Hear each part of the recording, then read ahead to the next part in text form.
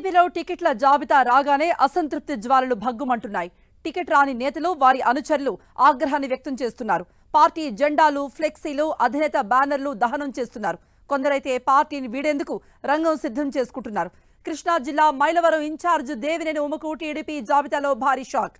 ఈ స్థానం నుండి వైసీపీ నుండి టీడీపీలో చేరిన సిట్టింగ్ ఎమ్మెల్యే వసంత కృష్ణ ప్రసాద్కే మరోసారి సీటు దక్కింది. దీంతో ఆ నియోజకవర్గం నుండి పోటీ చేయాలని భావించిన దేవినేని ఉమకు ఆశాభంగం తప్పలేదు. దీంతో ఆయన అభిమానులు, పార్టీ శ్రేణుల్లో ఒక్కసారిగా అసంతృప్తి రగిలింది.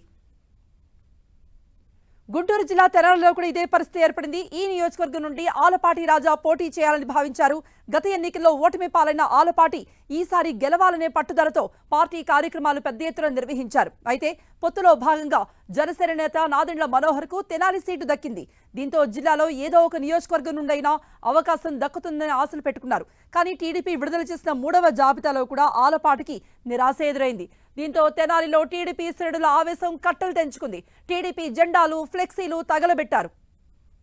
ఇక ఉత్తరాంధ్ర రాజకీయాలను శాసిస్తున్న మంత్రి బొత్స సత్యనారాయణపై కూడా గట్టి నాయకుడిని పోటీకి పెట్టాలని టీడీపీ అధినేత చంద్రబాబు భావిస్తున్నారు.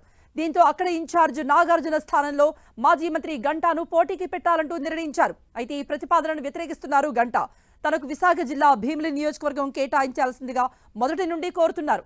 దీంతో గంటాకు ప్రత్యామ్నాయంగా కళాను చీపురుపల్లిలో పోటీ చేయాల్సిందిగా ప్రతిపాదిస్తోంది టీడీపీ.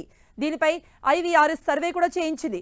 ఈ సర్వేలో ఏం తేలిందో గానీ కళా టికెట్ను పెండింగ్ లో పెట్టింది అధిష్టానం. ఇదే సమయంలో భీమిలి టికెట్ ఆశించిన గంటాకు గ్రీన్ సిగ్నల్ లభించలేదు. ఇలా ఇద్దరు కీలక నేతల టికెట్లు పెండింగ్ లో పడిపోయాయి. శ్రీకాకుళం జిల్లా పాతపట్నం నియోజకవర్గంలో కలమట రమణకు థర్డ్ లిస్ట్ లో కూడా టికెట్ దక్కలేదు. పాతపట్నం టికెట్ను మామిడి గోవింద్కు టీడీపీ అధిష్టానం కేటాయించింది. దీంతో కలమట వర్గం రోడ్డెక్కింది. టీడీపీ ఫ్లెక్సీలు, ప్రచార సామాగ్రిని దగ్ధం చేసింది. కలమటకు టికెట్ ఇవ్వకుంటే పార్టీ వీడుతామంటూ ఆయన వర్గం అధిష్టానానికి తేల్చి చెప్పింది. టికెట్ దక్కని టీడీపీ నేతల్ని ఆ పార్టీ అధ్యక్షుడు చంద్రబాబు బుజ్జగిస్తున్నారు. ఆలపాటి రాజా చంద్రబాబుని ఆయన నివాసంలో కలిశారు. మరోవైపు ఎస్సీసీఎల్ అధ్యక్షుడు ఎంఎస్ రాజు కూడా చంద్రబాబును కలిశారు. పరిస్థితిని అర్థం చేసుకుని అభ్యర్థులకు సహకరించాలంటూ పార్టీ అధినేత అసంతృప్తుల్ని కోరారు.